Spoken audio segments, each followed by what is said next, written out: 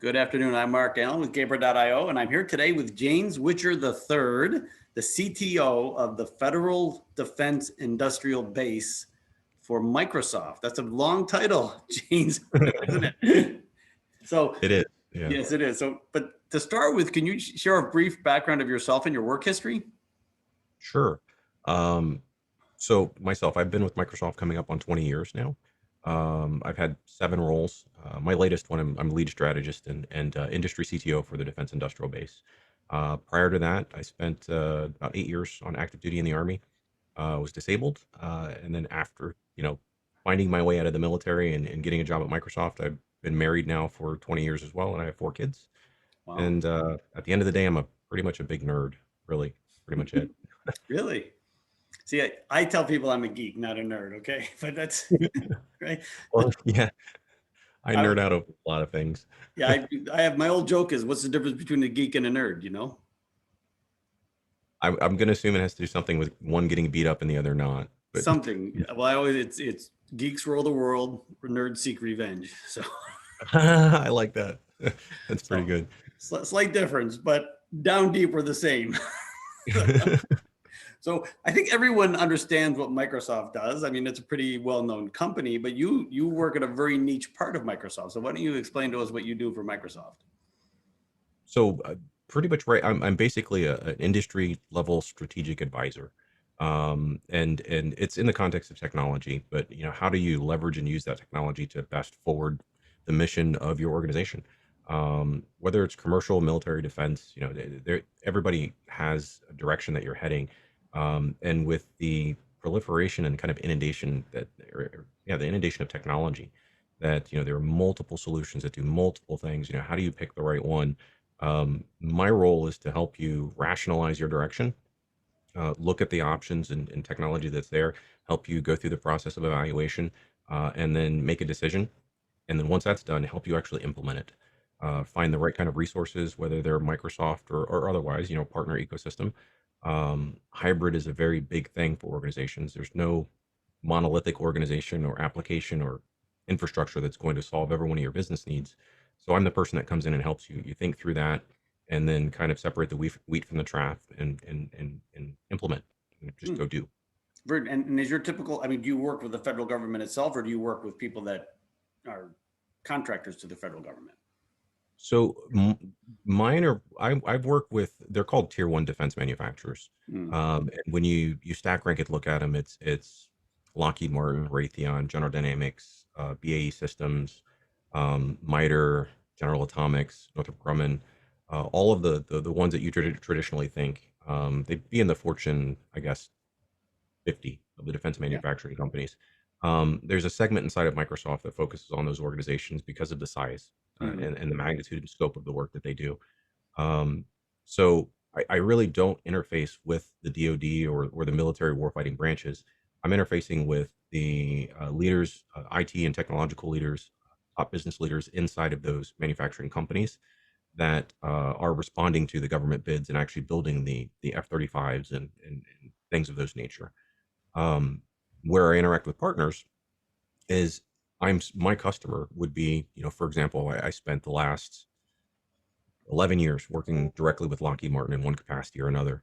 Hmm. So when I reach out to a partner inside of our network, what they're essentially doing is I'm finding opportunities, not finding really, if there are opportunities and Lockheed requires a partner, part of my advisory is going out and saying, well, here are some organizations that I know about, and here are the capabilities that they offer. And then that becomes part of the stack ranking mix. Hmm. Very interesting. So, and before we talk, you had a very a fairly good sized role in some of the remote capabilities that Microsoft itself has built and Yes. promoted. Can you explain that to everyone? So it was kind of incremental, and it grew as the whole notion of working from home and having remote access and encrypted tunneling and all of these wonderful things. So I started at Microsoft in the beginning, really the beginning of 2001, and the role that I was in was called the tools team, and it reported up to Microsoft IT. There were only 4 individuals on the team, but the scope of the role was to actually cover all of the tooling that's required to maintain IT operations, from monitoring, managing, end-to-end serviceability, and then being able to dispatch engineers to go out and do repair work. And it was a rather large environment. So back then, Microsoft only had around 29, 30,000 employees. The teams were really lean and tight. And I would say that the first step that I noticed where Microsoft was enabling the concept of working from home is there, and this was around the 2002 timeframe, um, was the development of secure remote access gateways. Hmm. We had a security incident at Microsoft, and it was a worldwide incident. Didn't just hit Microsoft. But what we'd realized that there were a lot of individuals that couldn't get into the office. And then following 9/11, when the buildings were shut down and you couldn't come on campus, there were just so many more instances where remote workers were starting to not be able to come in. However, needed access to things at work to keep business moving forward. You can't completely shut down as things are going. So one of the first tools that was asked for my team and the folks that were in it to build was relating to remote access, secure Hmm. remote access to the company, being able to install a client, have it dial in, and then use your credentials, and then use some form of authentication to make sure that you're really a Microsoft employee, and then you can get in. And the way products are kind of developed or were developed back then, a lot in part, were Microsoft has and had a lot of brilliant people just kind of floating around the company. And we used to have this thing called the garage toolbox. I don't know if it exists anymore, but whenever a developer got angry about something that didn't exist, they wouldn't just be angry, they would make it. And Hmm. then they would use it, and then they go stick it in the garage toolbox. And then anybody else that needed this tool, you could log in and huge catalogs. So I kind of look back in history now, 20 years later, and there's all these huge products and capabilities and remote secure home access with multi-factor authentication. And I laugh because I see the progression of how these things were built out, and many of them were tools that were solved by individual developers and contributors to address an issue that they were dealing with. They just didn't want to have to mess with anymore. So as time goes on, people start looking at those and they realize, hey, if we take three or four of these together, either conceptually or directly, we can turn that into a product offering that people would really want. Hmm. Um, and so it's I have a tendency to oversimplify the past in technology because everything seems secular or Hmm. secular, yeah, secular to an extent.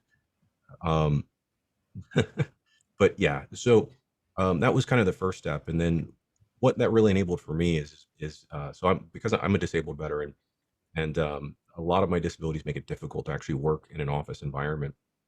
So Microsoft was great with workplace accommodations. They really took care of me. However, it still made it very, very difficult for me. And I was one of the first employees, I know the first in my organization, that directly lobbied and asked if I could work from home. Hmm. Um, and the answer was no, you can't. And overwhelmingly, the response you get back is, well, how do we know if you're being productive? How do we know if you're not just watching TV all day? Hmm. So initially it turned into, well, you need to front load your productivity into 4 days of the week to prove that even if it was just this back and forth Hmm. of validating. So then the second question came up of how do we create tools to verify people are actually being productive when they're working from home? So that was the next tool that came out, and it was basically a monitor that sat on your system that would actually track, your time at the computer and desk.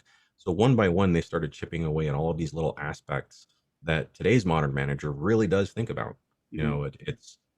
It's without saying it, I would say a lot of managers believe I have more effective control over the individual sitting in my corporate building than I do them sitting at their house.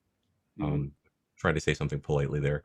Um, in the absence of that structure and the ability to walk and see them actually maybe faking like they're working at a desk, what tooling can we use to make sure that certain that people, remote? I mean, it was one of the first questions that came up. Without saying the name, one of the companies that I worked with at the beginning of the pandemic, that was one of their first questions. Hey, 90% of our individuals cannot come into the office. How do we know they're actually working? And then the question was, does Microsoft actually spy like that? Can you actually tell us? And the answer is, well, no, we don't have a tool that does that, but there are ways that you can tell if an employee is actually coming to work every day, if Hmm. that's important to you. I think the deeper question is why are you hiring people you don't trust to be able to work remotely? But that wasn't a question that what people would have at the time. The pandemic was just starting.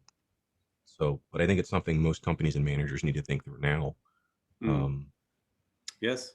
Well, definitely. And it's interesting. Some of the things you were talking about there from back in the early 2000s are pretty standard today in the marketplace, right? Or they, it's like, oh yeah, you got to have that. That's just right. So how do you see this going forward now? Now that you're at Microsoft, and Microsoft, like all other companies, they pretty much had to go remote, a little bit Mhm. over a year ago. And since you already had the tools in place, do you think that we might see a lot of, you think Microsoft will go 100% remote like some of the big tech companies have done in Silicon Valley? I don't believe Microsoft will go 100% remote, and I don't think many companies actually can. Despite I think companies should start going remote as feasibly possible without a negative impact or detriment to their business. Hmm. Um, for me, the notion since I've been doing this for what 12, 13 years, literally working out of this office for the last 12 years, and I've been slowly building it over this entire time.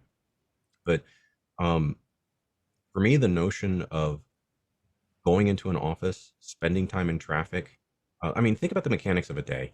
Um, and I'll start off by saying when I first got into this role, I used to have to drive down to the Pentagon area, down to Fairfax, down into Herndon.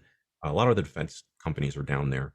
And I'm only, if I take one path, I'm 60 miles away from the office. If I take another path, I'm 110 miles away from the office. Both of them will take me on a lovely DC day, 4 hours, 5 hours round trip, depending on what time I leave. And when I think about that, I think that is dumb. That is so much productivity that's lost. But there was this mantra in the business that I was in that you have to go pound the floors, you have to shake hands, you have to be there, and they have to see you to know that you're of value. And me being disabled, sitting in 5 hour in traffic for 4 or 5 hours is not appealing. Hmm. There's a lot that can go wrong, physically, not, just, I've been in many situations, and my wife's first date we went on with her, we had to pull over to the side of the highway because I just had to go to the bathroom immediately, and then the traffic jam disappeared and she drove off. But, it's things like that where it's and then on top of that, you're sitting in a vehicle that is spewing out carbon emissions, and it's costing me because of the gas, and then because of the distance, I have to get reimbursed from my company. It's all of these things that are compounding to make it more expensive for me to be in that non-productive, ineffective state of sitting in a car listening to the radio. Hmm. So I didn't say anything to my leadership. I just went in the opposite direction and I started not over communicating, but I was literally Johnny on the spot with anything any of the executive staff or the leaders or IT professionals I was working with needed, which meant I needed to build a real time working environment that I could actually track and monitor at that time. Phone calls, cell phone messages, and email were the major things. Skype, was proliferating a bit, so we had a couple companies that we federated with. Microsoft, they federated with us, so I could see them online. So I set up a stage where, in those instances where they wanted me to come on site, I would pre-negotiate with an individual. I'm not going to be there, but what were we to accomplish? I would accomplish all of that and then more, and Hmm. then explain to them. You realize that you're also now not losing hours of my time that they've prepaid for, which are they're Hmm. quite expensive. um, I'm more productive not coming to your office than actually sitting here and just being responsive from a distance. Now, if you want to see that my beard's turning gray and I'm developing wrinkles, cool. I'll come on down. It's obviously been a while since we've had a lunch or something like that. Hmm. Um, but that notion of even the facilities cost. I know how much Microsoft saves off of floor space. All of the attributes of paying for an employee to sit in an office. Hmm. Um, for me, it's a tax write-off at my home because I'm working out of a home office. But there's also a financial burden that's kind of lifted from the corporate entity because of the fact that they're not carrying that load of individuals that are coming in each day. So there's a lot of benefits to it. Um, and I think organizations need to realize that it's actually cheaper to have for you as an organization to have a highly effective remote workforce than it is to drag everyone in because you archaically believe that you're going to get better levels of performance out of people that you can physically see every day. Hmm. No, I agree. And you mentioned, the traffic, and no one wants to be in a car for 5 hours a day. No, Who you are. absolutely not. Right? Not unless I'm on a road trip and I'm going somewhere cool. Yes. Right. But no, I mean, I'm in San Francisco. It's a minimum 2 hours a day round trip if I'm going to the Yeah. office. I agree with you on that. I've been working from home for over 10 years. And I agree with you.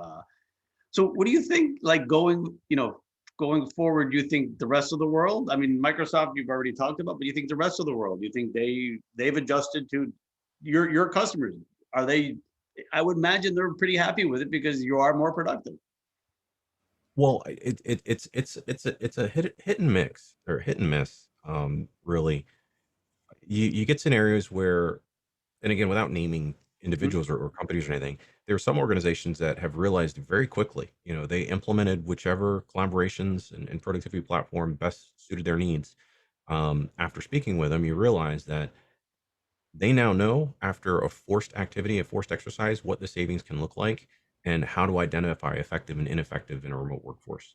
And they're mhm, making broad statements like, you know what? 40, 60, 80% of our employees are not coming back into a physical building. They still work for us, but mhm, they're not coming back into a physical building. And in a lot of instances, they haven't announced this. And what they're going through now is what does that process look like of sustaining a perpetual workforce where, 40 to 80% are actually working remotely. Um, and the challenges I see them coming up with is I was joking with you earlier about the notion of we're a year in and people are still saying, "Oh my gosh, it's terrible. I haven't figured out this remote workplace."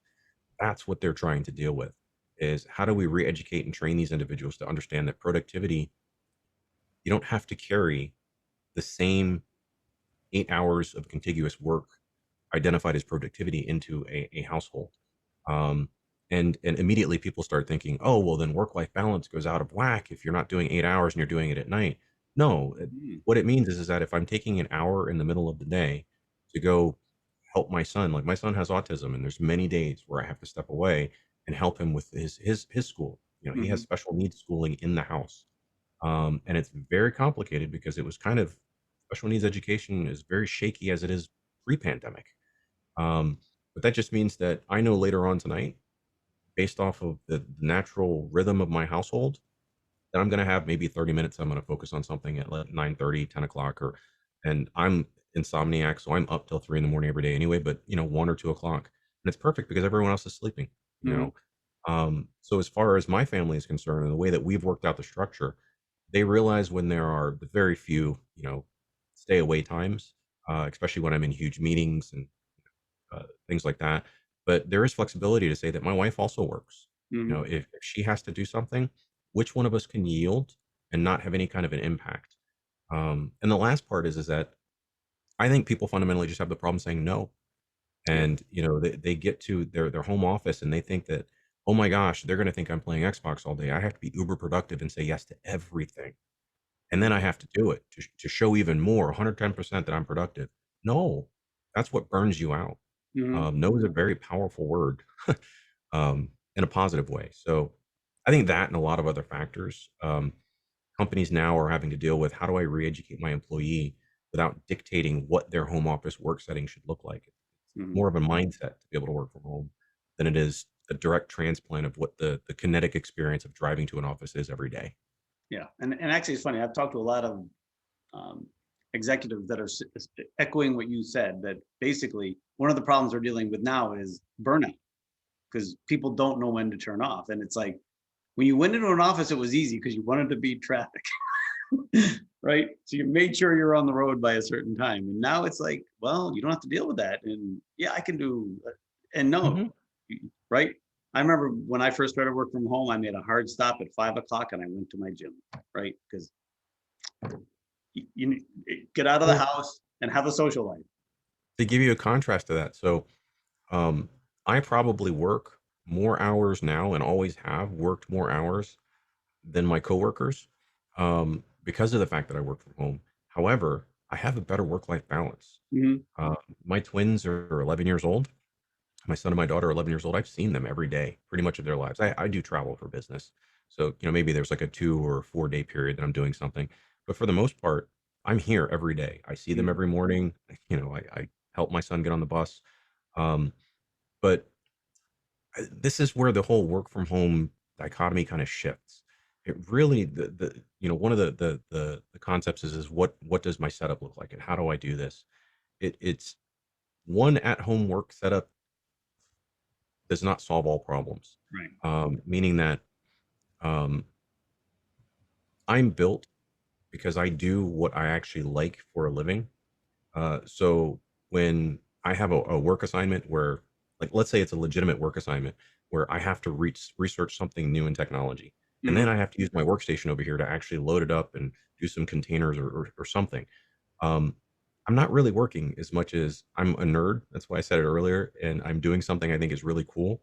And I'm not going to become the expert on this, but I'm going to be so hands on and I'm going to be able to answer that question. And then when I've answered the question, I keep doing it because it's fun. Mm, Now it's in the evening hours, it's late, but or it's when I'm sitting in bed with my phone, and I'm not a workaholic. mhm, I get plenty of time off. It's just that that's the other aspect of it is, what do you deem work? Do you like what you do for a living? You mhm. know, because if you're really passionate about what you're doing, you'll find that a vast majority of it's not work. Right. Um, Enjoyable. so that's kind of where I fall into a really depends on the role of the individual as to Mhm. what you even need inside of a home office. Yes, I would agree. Well, James, it's been great talking to you. Always fun talking to a fellow geek. I'm going to call you a geek, not a nerd. Okay, I'll take that one. And one of the pioneers in working from home. Thank you for trailblazing for us. And thank you again and have a great weekend. That was a pleasure. Thank you. Thank you.